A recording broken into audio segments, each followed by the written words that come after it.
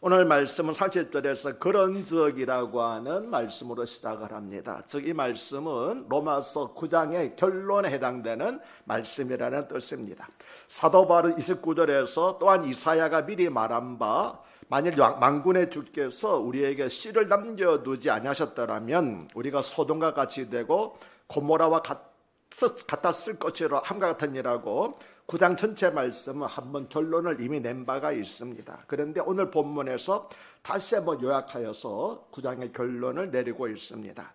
다시 말하면 오늘 본문은 앞부분의 논증에 대한 결론이면서 9장 6절부터 자세하고 설득력 있게 논증해온 전체 내용을 요약한 것이 바로 오늘 본문의 말씀이 되겠습니다.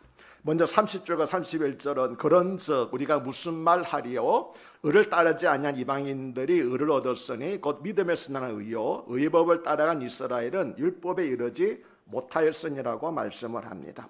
여기서 사도 바울은 얼핏 보면 모순처럼 여겨지고 불합리하게 보여지는 두 가지 사실을 제시하고 있습니다. 그것은 의를 따르지 아니한 이방인들은 도리어 의를 얻었는데 의를 따라간 이스라엘은 오히려 율법에 이르지 못하였다라고 하는, 어떻게 보면은 말장난 같은 말도 안 되는 그런 모순적인 이야기를 하고 있습니다.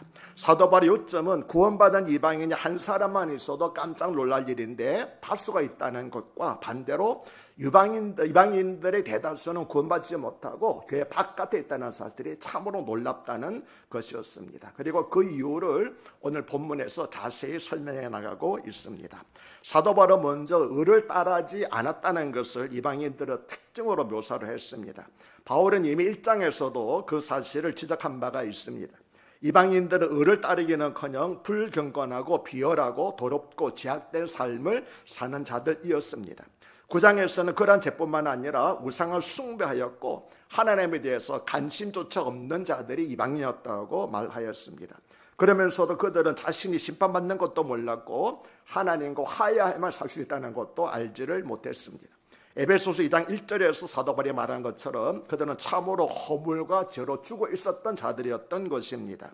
의롭게 살아야 한다는 생각 자체가 없었습니다. 사실 예수님을 믿기 전에 우리의 상태가 바로 그러했던 것입니다. 그러나 놀라운 사실은 바로 그러한 입장, 그러한 상태에 있었던 이방인들이 의를 얻었다고 하는 것입니다. 의에 대해서 아무런 관심도 없던 사람들이 도리어 의를 얻었다고 하는 것이죠. 그렇지만 여기서 이방인들이 의를 얻었다는 말씀을 자칫하면 오해할 수가 있습니다. 이것은 이방인들이 자신의 노력으로 의를 성취했다는 것이 아니라 이방인들이 의가 무엇인지를 이해하고 그것을 꽉 붙잡았다고 하는 그런 뜻이 의를 얻었다고 하는 그런 의미입니다. 사도행전 13장 48절을 보면 이방인들이 듣고 기뻐하여, 사도 바울이 전하는 복음을 듣고 기뻐하여 하나님의 말씀을 찬송하며 영생을 주식으로 작정된 자는 다 믿더라고 말씀을 합니다. 이처럼 사도 바울이 전달할 때 이방인들은 복음을 듣고 기뻐했습니다. 그런데 같은 바울이 복음을 전할 때 이방인들은 듣고 기뻐했는데 유대인들 기뻐했습니까? 오히려 거부하고 바울을 박해를 했다는 것이죠. 안타깝게도 유대인들은 그렇지를 못했습니다. 이에 대해서 31절은 의의 법을 따라간 이스라엘은 율법에 이르지 못하였다라고 말하고 있습니다. 유대인들은 지금까지 의의 법을 추구해 왔습니다. 30절과 31절에서 두 번이나 언급된 따르다는 말은 원어를 보면 추구했다라고 하는 그런 뜻입니다. 그렇게 의에 관심이 있었던 유대인들이었지, 큰 관심이 있었던 유대인들이었지만 그들의 관심은 의 자체가 아니라 단순히 모세의 율법을 지키는 것이었습니다. 율법을 열심히 지키기만 하면 하나님과 좋은 관계를 유지할 수 있다고 그들은 믿고 있었습니다. 그들은 하나님과 바른 관계를 열심히 추구하며 모세의 율법을 지키려고 노력을 했습니다. 그러면서 스스로를 설득하며 지키고 또 사실 지켜왔습니다. 그럼에도 불구하고 바울은 말하기를 그들이 율법의 의를 얻지 못하였다라고 말합니다. 주님께서는 산상수훈에서 바리새인들이 정의하고 있는 의와 모세 율법 자체가 정의하는 의가 얼마나 다른가 하는 것을 말씀하신 적이 있습니다. 그들은 율법을 실천하는 것과 머리로 암기하는 것을 피상적으로 구분했을 뿐이고 율법의 영적 특성이 무엇인가에 대해서는 그것이 그 사랑이라는 것, 본질에 대해서는 그들은 알지를 못했지요. 그래서 주님을 만나기 전에 열성적 바리새인이었던 사도 바울은 로마서 7장 9절에서 고백하기를 전에 율법을 깨닫지 못했을 때는 내가 살았더니 계명의 이름에 죄는 살아나고 나는 죽었도다라고 고백한 바가 있지 않습니까? 율법의 영적 특성을 몰랐을 때는 내가 살았다고 착각하고 있었지만 성령께서 내 눈을 열어서 율법의 본질을 깨닫게 되었을 때 비로소 자신이 얼마나 무능하고 절망적인 상태에 있는지 알게 되었다고 하는 것입니다. 그런데 바울이 7장에서 말한 것은 바울 한 사람이 해당되는 것이 아니라 모든 사람들에게 해당되는 겁니다. 다시 말하면 우리도 죄가 무엇인지, 무엇이 죄인지 제대로 알지 못하고 못할 때는 자신이 의로운 사람이라고 착각하며 살고 있지만 무엇이 죄인지 알게 되면 자신의 죽을 죄인임을 깨닫게 된다는 것입니다. 사실 예수님을 믿기 가장 어려운 사람들은 죄인이 아닙니다. 어떤 사람들입니까? 스스로 자신이 의롭다고 생각하는 사람들이 사실은 예수님 믿기가 가장 어렵습니다. 왜냐하면 예수님은 죄인을 구원하러 오셨잖아요. 근데 나는 죄인이 아니라고 생각하는 사람들이 예수님 필요로 하겠습니까?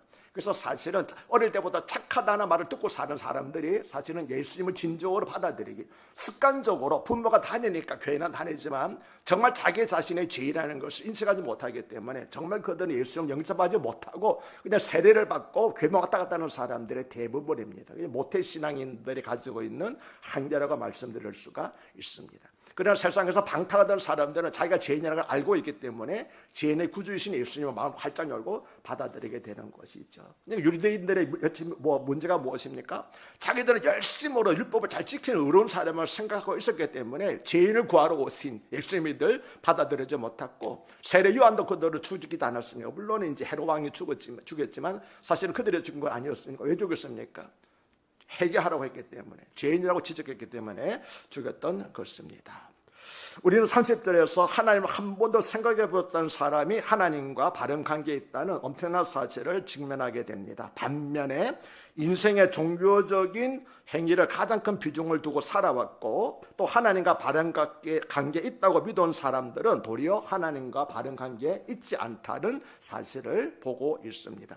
어떻게 이런 모순과 역설이 가능하게 되었습니까? 어째 이런 결과를 가져오게 되었는지 먼저 이스라엘의 경우를 살펴보도록 생각해 보도록 하겠습니다. 바울은 31절 상반절에서 의의 법을 따라간 이스라엘은 이라고 말하였습니다. 여기서 말씀하는 의의 법은 율법을 가리키지요. 그러므로 의의 법을 따라간 이스라엘은 율법을 준행함으로써 하나님 앞에 의롭다함을 얻는 줄로 여기고 있었다는 그런 뜻입니다. 그런데 31절 하반절에서 율법에 이르지 못하였으니라고 말씀을 합니다. 이것은 율법에 이르지 못했다고 하는 것은 하나님께서 요구하신 의의 기준에 이르지 못하였다 하는 그런 뜻입니다. 이것은 사도 바울이 로마서 3장 20절에서 율법의 행위로 그의 앞에 의롭다 하심을 얻을 육체가 없나니라고 한 말씀과 같은 뜻입니다. 야고보서 2장 10절에서 누구든지 온 율법을 지키다가 그 하나를 범하면 모두 범한 자가 되나니라고 한 말씀처럼 율법을 지키는 노력만으로는 사람들은 결코 의에 이르지 못합니다. 왜냐하면은 613개나 되는 율법을 다 지킬 수 있는 사람은 한 사람도 없기 때문입니다. 그런데 613개 조항 가운데서 300개는 내가 지켰다. 그거는 아무런 의미가 없잖아요. 왜냐하면 바울이 말하게 되게 되면 613개 조항 가운데서 612개를 지키고 한 개를 지키지 못한다 할지라도 여전히 율법을 지키지 못한 사람이 되기 때문에 사실은 율법 613개가 뭔지도 모르고 있는데 어떻게 다 지킬 수 있겠습니까? 그렇기 때문에 율법을 지킴으로써 의이르는 것은 불가능하다고 하는 것이죠. 이것이 바로 그토록 율법을 자랑하고 자신의 지위를 맹신하던 유대인들이 도리어 하나님 나라 밖에 의 밖에 있었던 의를 얻지 못한 이유가 되는 것입니다. 반면에 의를 따르지 않는 이방인들은 의를 얻었으니 곧 믿음에서 난 의요라고 말씀을 합니다. 여기서 의를 따르지 않는 이방인들이라는 말은 바울이 에베소서 2장 12절에서 그때 너희는 그리스도 밖에 있었고 이스라엘 나라 밖의 사람이라 약속의 언약들에 대하여 외인이요 세상에서 소망이 없고 하나님도 없는 자이더니라고 말씀한 바로 그런 상태를 가리킵니다. 이전에 우리의 상태가 바로 이런 상태인 거죠. 그랬던 이방인들이 의를 얻었으니라고 말씀을 합니다. 여기서 의는 율법에서 난 의가 아니라 행한 의가 아니라 믿음에서 난 의, 이신칭의를 가리킵니다. 그리고 여기서 이방인들이 의롭다고 하는 것은 모든 이방인들의 의롭다는 것이 아니라 이방인들 중에서 하나님의 궁유의 여김을 받고 부르심을 받은 자들이 그리스도를 믿음으로써 의를 얻었다고 하는 그런 뜻입니다. 그런데 그 다음에 32절과 33절을 보면 바울이 이렇게 말하지요. 어찌 그러하냐? 있는 그들이 믿음을 의지하지 않고 행위를 의지함이라. 왜냐하면 유대인들이 왜 의를 얻지 못하고 의를 얻지 못하였느냐? 그들의 믿음을 의지하지 않고 행위를 의지함이라. 부딪힐 돌에 부딪혔느니라. 기록된 바 보라, 내가 걸림돌과 거치는 바위를 시온에 두노니 그를 믿는 자는 부끄러움을 당하지 아니하리라 함과 같으니라고 말씀을 합니다. 사도 바울은 어찌 그러하냐라고 질문합니다. 이 질문은 그러면 유대인들은 왜 그런 입장에 있습니까? 의에 이르지 못하는 그런 입장에 있습니까? 라고 하는 그런 질문이지요. 그리고 바울은 이에 대해서 스스로 대답하기를 이는 그들이 믿음을 의지하지 않고 행위를 의지했기 때문입니다. 그래서 그들은 부딪힐 돌에 부딪히게 된 것입니다라고 말했는데 부딪힐 돌이 누굽니까? 예수 그리스도. 예수를 믿지 않았기 때문에 그들은 결국 넘어지게 되었다는 그런 뜻입니다. 여기서 믿음에 의지하지 않았다고 하는 것은 두 가지 의미가 있습니다. 소극적인 의미와 적극적인 의미가 있는데 소극적인 의미로서는 율법, 할례, 유전, 혈통 같은 인간적인 행위를 의지했다는 것이고 적극적으로는 하나님께서 자기 아들을 통해서 주신 은혜의 선물인 하나님의 은혜를 받아들이지 않고 거부했다라고 하는 것이 믿음에 의지하지 않았다는 그런 말 속에 포함되어 있는 의미입니다. 바울은 유대인들이 믿음을 의지하지 않고 행위를 의지하지 했기 때문에 의에 이르지 못했다고 하는 자기의 주장을 입증하기 위해서 성경을 인용하였습니다. 33절에서 인용한 기록된 바 보라 내가 걸림돌과 거치는 바위를 시온에 두노니 그를 믿는 자는 부끄러움을 당하지 아니하리라 같으니라는 말씀은 이사야서 8장 14절 15절과 28장 16절을 바울이 그대로 인용한 것이 아니라 자유롭게 조합해서 인용한 것입니다. 먼저 이사야서 8장 14절과 15절 이런 말씀입니다. 그가 거룩한 피할 곳이 되시리라. 그러나 이스라엘 두 집에라는 것은 유다와 북이스라엘 가리켜 말하는 거지요. 이스라엘 두 집에는 거치는 돌, 걸리는 반석이 되실 것이며 예루살렘 거민에게는 함정과 올무가 되리니 많은 사람들이 그로 인하여 거칠 것이며 넘어질 것이며 부러질 것이며 걸릴 것이며 잡힐 것이니라고 하는 말씀입니다. 그리고 이사야서 28장 16절은 그러므로 주 여호와께서 이같이 이르시되 보라 내가 한 돌을 시온에 두어 기초를 삼았노니 곧 시험한 돌이요 귀하고 견고한 기초돌이라 그것을 믿는 이는 다급하지 되지 아니하리라고 하는 말씀입니다. 먼저 이사야서 18장 14절과 15절은 예수 그리스도를 두 가지 상반된 모습으로 묘사하고 있습니다. 하나는 거룩할 피할 곳이라는 것입니다. 다른 하나는 거치는 돌과 걸리는 반석이라고 하는 것입니다. 다시 말하면 그리스도가 이방인들에게는 거룩한 피할 곳이 되시지만 유대인들에게는 도리어 거치는 돌과 걸리는 반석이 된다는 것입니다. 우리도 유대인들처럼 걸려 넘어지지 않으려면 바로 이 점을 명심해야 하는 것입니다. 그것은 그리스도 즉 복음에는 양면성이 있다고 하는 것입니다. 사실 이 점은 예수 그리스도께서 아기로 태어났을 때 여러분 시몬 알죠? 예수님이 8일째 되는 날 성전에 올라갔을 때에 시몬이라는 노인이 이제 아기를 안고 예언했던 그 예언 가운데서 이미 하는 말이 있습니다. 그래서 뭐라고 그러냐게 되면은 이 아이는 이스라엘 중 많은 사람의 패하고 흥함을 위하여라고 말했습니다. 이 아이는 이스라엘 중 많은 사람의 패하고 흥함을 위하여서 세움을 입었다고 하는 거죠. 다시 말하면 예수님을 믿는 사람은 흥하게 되고 믿지 않는 사람들은 망하게 되는 표적으로서 하나님께서 세우신 것이 바로 이 아기라고 시몬이 예언한 바가 있는 것입니다. 그러므로 복음을 올바로 증언한다면 필연적으로 두 가지 반응이 나타나게 되는데 하나는 구원의 감격이고 하나는 배척하는 거부감입니다. 따라서 모든 사람들에게 만족을 주고 간증하는 설교는 진정한 복음이라고 말할 수가 없습니다. 왜냐하면 진정한 복음이 선포되는 것은 반드시 환영하는 사람들과 거부하는 두 종의 반응이 나타나기 때문에 모든 사람들의 좋아하는 복음이라고 하는 것은 사실은 진정한 복음이 아니라고 하는 것이지요. 또 하나님께서는 내가 걸림돌과 거치는 바위를 시온에 두느니라고 말씀을 하셨습니다. 그리고 이 도를 믿음으로 받아내는 사람에게는 그것이 구원과 피할 바위가 되겠지만 배척하는 자에게는 걸림돌과 거치는 반석이 될 것이라고 말씀을 하셨습니다. 물론 오늘 이 돌이 예수님이라는 것을 가리키는 것을 알고 있습니다. 그런데 그렇게 정하신 분이 누굽니까? 하나님이 그렇게 정하셨다는 거예요. 하나님께서 그렇게 정하셨다는 거예요. 다시 말하면 이것이 바로 하나님의 구원 계획이라는 겁니다. 하나님께서 예수 그리스도를 믿는 자는 구원을 얻고 피할 반석이 되고 믿지 않는 자에게는 걸림돌과 반석이 멸망하는 그런 돌이 되게끔 하나님께서 세우셨다고 그렇게 말씀을 하십니다. 그리고 믿는 자는 부끄러움을 당치 아니라고 말씀을 하셨는데, 성경에 말씀하는 부끄러움은 일시적인 부끄러움이 아닙니다. 다시 말하면 시간이 지나면 자기 자신도 잊어버리고 다른 사람도 잊어버리는 그런 부끄러움이 아니라, 다니엘서 12장 2절에서 땅의 티끌 가운데서 자는 자 중에서 많은 사람이 깨어나 영생을 받는 자도 있겠고 수치를 당하여서 영원히 부끄러움을 당할 자도 있을 것이라고 말씀한 그 부끄러움이 바로 예수 말씀하신 그를 믿는 자는 부끄러움을 당하지 아니라고 했던 그 부끄러움을 말하는 것입니다. 다시 말하면 영원한 지옥 불못 속의 고통 속에서 괴로워하며 자신의 삶을 실패하며 우는 그런 영원한 부끄러움을 예수를 믿는 사람들은 결코 당하지 안 된다는 겁니다. 아멘이십니까? 그러나 그 예수 믿지 않는 사람들은 이런 영원한 부끄러움 가운데서 살게 된다는 것이죠. 지금 교회는 대부분이 이방인이고 유대인 중에는 남은 자만 있습니다. 문제는 왜 그렇게 되었는가 하는 것이죠. 바울은 이에 대해서 아까 말씀드린 것처럼 이는 그들이 믿음을 의지하지 않았기 때문이라고 대답을 하였습니다.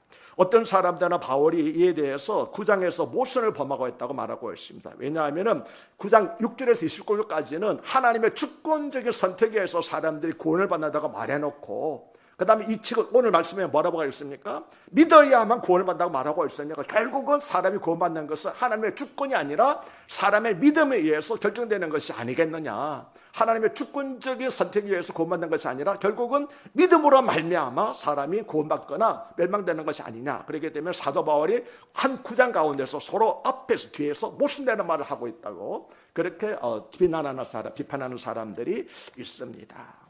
이 문제를 해결하기 위해서 어떤 사람들은 이런 방식을 제안을 했습니다.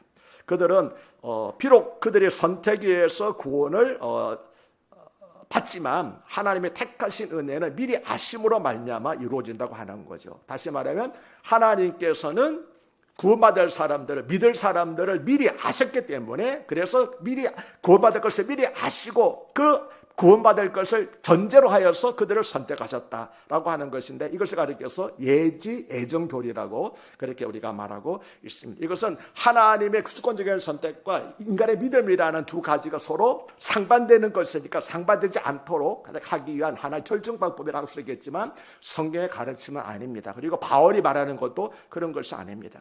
여기서 사도 바울이 말하고 있는 것은 하나님의 주권적인 선택이 옳으냐 아니면 인간의 믿음이 옳으냐 하는 것이 아닙니다.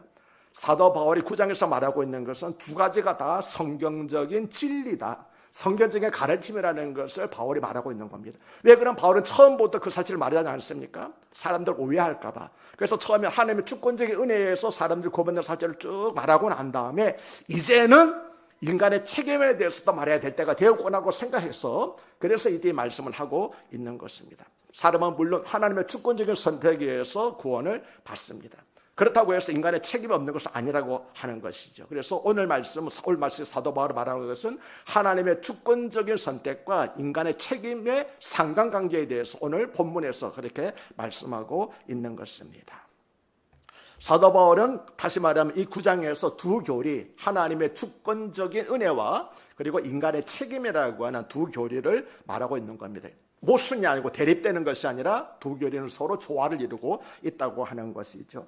바울은 앞서 1장 20절에서도 창세로부터 그의 보이지 아니하는 것들, 곧 그의 영원하신 능력과 신성이 그가 만드신 만물에 분명히 보여 알려졌나니 그러므로 그들이 핑계하지 못할지니라고 인간의 책임에 대해서 분명히 진술을 했습니다.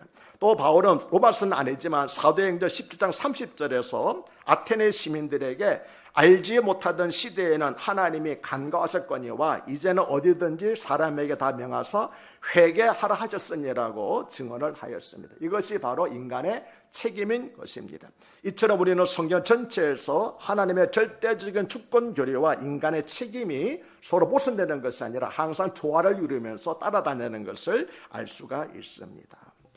여러분 오해하지 마셔야 될 것은요, 하나님의 선택은 모든 사람들에게 이렇게 작용되는 것이 아니라 오직 구원받은 사람들에게만 해당된다는 사실을 여러분 잊지 마시기를 바랍니다. 만약에 이 하나님의 선택을 구원받지 사람을 해당되는 모든 사람들에게 해당된다고 생각하게 되면은 구원받지 못한 것이 누구 책임입니까? 하나님의 책임이 되는 거예요. 사도 바울이 말하고 있는 것은 그것이 아닙니다.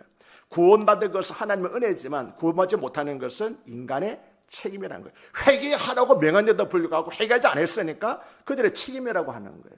그러나 구원받는 것은 전적인 하나님의 은혜라고 하는 것이죠. 우리 믿음, 우리 행위로는 구원받지 못하기 때문에 전적 하나님의 은혜로 구원을 받지만, 그러나 구원받지 못하는 것은 하나님께서 예수 그리스도의 복음을 주셨음에도 불구하고 하나님의 의를 주셨음에도 불구하고 받아들이지 않는 것은 인간의 책임, 자기 자신에게 잘못이 있는 것이지 믿지 않은 그것도 하나님의 책임이냐, 그런 거 말할 수 없습니다. 다시 말하면 물론 이제 가룟 유다는 예수님을 판 것이 예정된 일이기 때문에 예정된 길로 갔잖아요. 그러면 하나님께서 예수님께 엎드려 떠밀어서 가룟 유다 예수님을 팔았습니까? 그건 아니잖아요. 가룟 유다가 하나님께서 예정하셨기 때문에 할 수 없이 예수님을 팔았다고 말하는 것처럼 구원받지 못하는 것을 하나님의 책임으로 돌리는 것 역시 하나의 계변에 불과한 것입니다. 그렇기 때문에 그들이 구원받지 못하는 이유는 하나님이 선택하지 않으셨기 때문이 아니라 스스로 복음을 거절했기 때문이라는 것입니다. 이것이 바로 성경에 말씀하는 진실입니다. 우리가 다시 말씀드립니다. 우리가 복음을 받아들이는 것은 전적인 하나님의 선택의 결과, 하나님의 은혜인 줄로 믿습니다. 이것이 바울의 9장 6절로부터 29절까지 한 설명 내용입니다.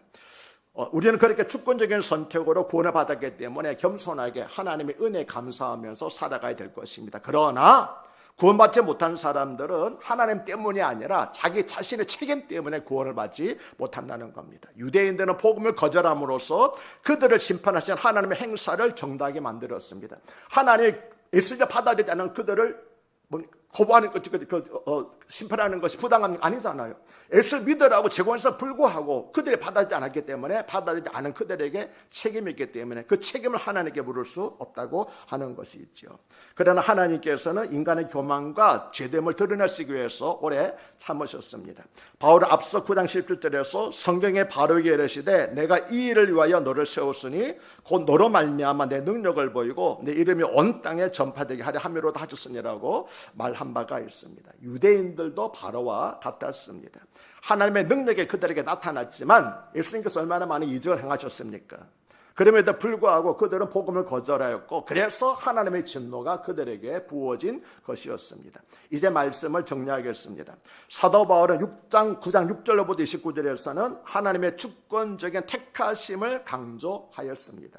그러나 30절로부터 33절에서는 인간의 믿음을 강조하고 있습니다. 오늘 본문이죠. 이처럼 구원이라고 하는 것은 하나님 행위 중심으로 강조하게 되면 하나님의 절대 주권적인 택하심이 나타나게 되는 것이고, 인간의 행위 중심으로 강조하게 되면 하나님께서 이뤄놓으신 것을 믿는 믿음을 요구하게 되는 것입니다. 아멘이십니까? 그러니까 어덕을 중심으로 보내는 거예요. 하나님 중심으로 보게 되면 전적인 하나님의 주권적인 은혜인 것이고, 인간 중심으로 보게 되게 되면 인간이 하나님께 요구를 받아들이지 않았던 그들 책임이 있다고 하는 것이죠. 그러므로 우리는 하나님의 주권과 인간의 책임성 두 가지를 언제나 함께 강조해야 한다는 것을 오늘 본문 9장 40절에서 33절 가운데서 말씀하고 있는 것입니다. 하나님께서 그렇게 말씀하고 계시기 때문에 우리는 하나님의 주권과 인간의 책임성 문제는 서로 대립되고 무슨되는 것이 아니라 서로 균형을 이루고 있다는 사실을 받아들여야 되고, 어느 것이 옳으냐 하는 것은 그러니까 칼빈주의와 알미니언처럼 서로 싸울 필요는 없다고 하는 것이죠. 단지 우리가 어떻게 바라보느냐에 따라서 관점이 달라질 뿐입니다. 다시 이제 결론적으로 말씀을 마칩니다. 사람이 어떻게 구원을 받을 수 있는가라고 묻는다면 대답은 하나뿐입니다. 어떻게 구원받습니까? 하나님의 주권적인 선택하심으로 말미암아 구원을 받습니다. 그러면 사람이 왜 구원에서 멀어 떨어지게 됩니까? 하는 것도 대답 하나뿐입니다. 왜 그렇습니까? 그가 구원받는 것을 거절했기 때문입니다. 다시 말하면 그가 구원받지 못하는 것은 악의적이고 고의적인 죄인이기 때문이며 교만하여 하나님의 구원이라고 하는 선물, 은혜의 선물을 거절했기 때문에 구원받지 못하는 것이지 하나님의 책임이 결코 아니라고 하는 것이지요.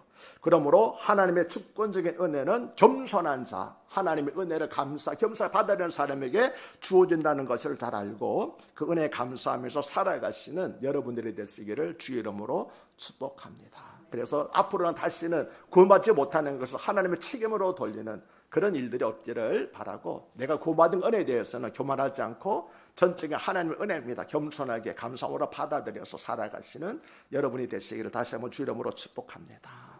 기도하겠습니다. 사랑의 하나님 아버지, 믿음이 없이는 하나님을 기쁘시게 할 수 없다고 하셨습니다. 또 믿음을 가진 자는 결코 부끄러움을 당치 않을 거라고 말씀을 하셨습니다. 그러하오니 주님, 우리가 믿음으로 살게 하시고 행위로 가지 말게 하여 주시옵소서. 우리의 공로를 자랑하지 말게 하시고 겸손한 믿음으로 감사하며 살게 하여 주시옵소서. 오직 의인은 믿음으로 말미암아 살리라고 말씀하신 그 의미를 잘 깨닫고 살아가는 저희들이 되게 하여 주시옵소서. 우리를 죄에서 구원하신 우리 주 예수 이름 받들어 감사하며 기도드리옵나이다. 아멘.